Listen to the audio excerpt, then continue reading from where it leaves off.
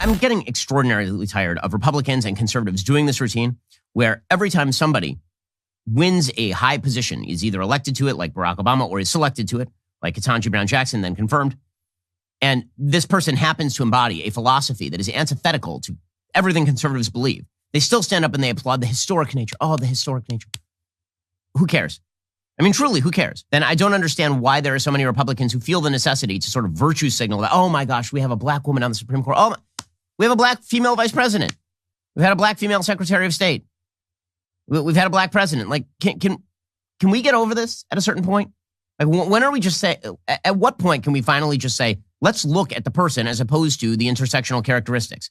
And if you're a Republican doing this, you're just as bad as Democrats who do it.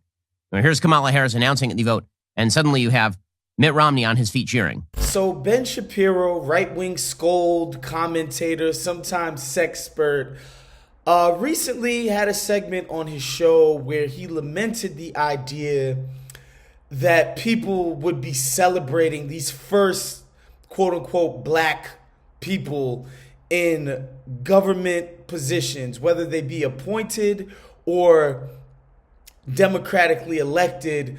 Shapiro thinks we need to stop the practice of making a big deal of these people being thrust into those positions. You know, I know what you guys are thinking. If a straight white male was the first of anything, say, I don't know, like get to date Kim Kardashian, Ben Shapiro would be the first to talk about how big of a deal it is and be celebrating it, right? However, here's some proof that even the sun shines on a dog's ass.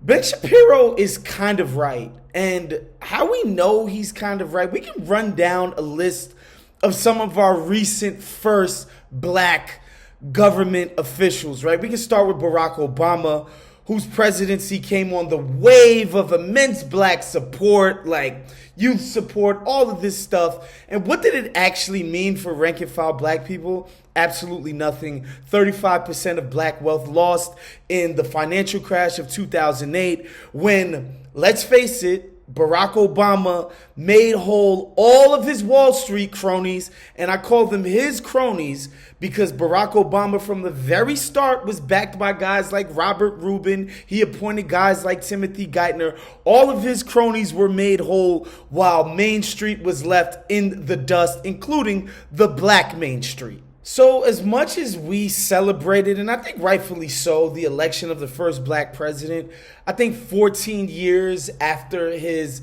election, we can know that the result was that didn't really do much for rank and file black people in way of improving their lives by a whole lot much. In fact, for a lot of people, things got worse. We can run it down, though. Condoleezza Rice, the first Secretary of State, it's not that the fact of her blackness made her policy decisions abroad as far as acting on our behalf in U.S. foreign policy was made that much better. In fact, she was the Secretary of State for what is definitely our worst foreign policy blunder since Vietnam, which was the Iraq War. The list goes on. Kamala Harris has done dick all for black people in her position as the first black vice president. The Congressional Black Caucus, forget about it. These guys are an arm for capital. They do nothing for the black, poor, and working class. And so you kind of get where I'm going here with this. All of this celebration of these first black people, I get it. It does great with the black professional class, the corporate class, the PMC black class, if you will. It makes them feel good. It makes their self-esteem feel better, while it does nothing for the working black poor or the black working class, right? However, in the case of Ketanji Brown, I think it's a big deal, not because of her blackness or her black womanhood, although, again, if you want to celebrate it, that's fine. I think more importantly, her background as in public advocacy and being a public defender and the kinds of work that she actually did, right? The kinds of jobs that she actually took will inform her worldview on things that actually affect the black poor and the black working class. And for that, we should absolutely be celebrating her appointment. We should absolutely find joy in how historic it is.